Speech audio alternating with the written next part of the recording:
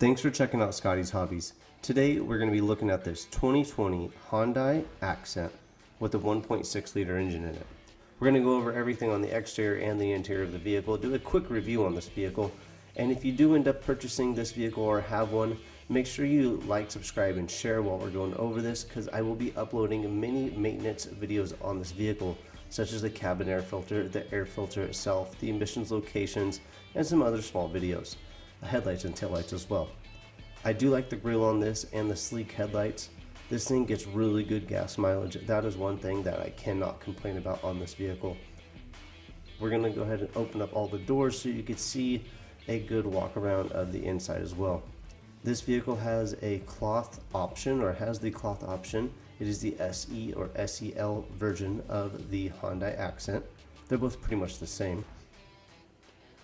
From afar, you're going to see, like I said, the cloth seats, power windows, automatic transmission. It's got hubcaps on this thing. Not real rims, but they do work and they do look good. There is going to be a video on replacing the headlights, so make sure you check that out as well. Here is the 1.6 liter engine. This thing has a little bit of get up, not too much, but for what it is, I can't complain about that either. You see the alternator right there. It is a beautiful engine, don't you think? Moving on. Moving around to the passenger side of the cabin.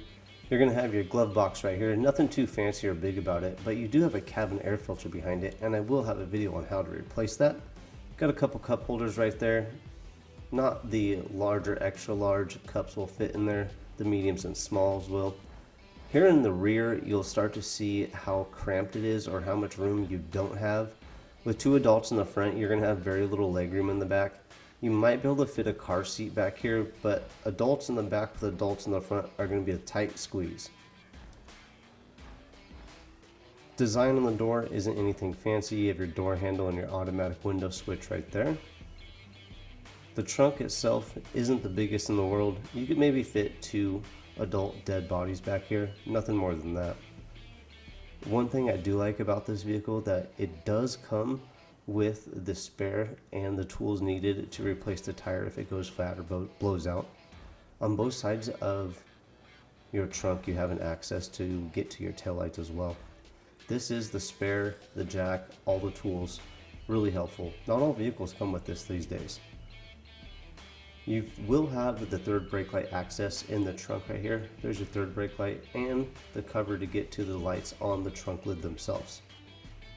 Driver's side rear compartment isn't too fancy or anything different than the passenger side. Your automatic windows, your manual door lock. But here on this side, I'll show you how much legroom you don't have. You could fit, or my hand could fit in the gap that your knees would have or need to be able to clear if somebody's driving. My hands really aren't that big, so you really have no room.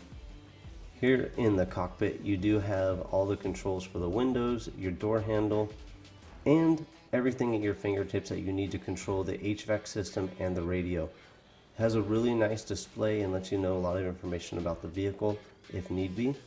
Make sure you like, subscribe, and share. I will be uploading lots of videos on how to maintain this vehicle if you do have one. Thanks for watching. I'll see you on the next, hopefully helpful video.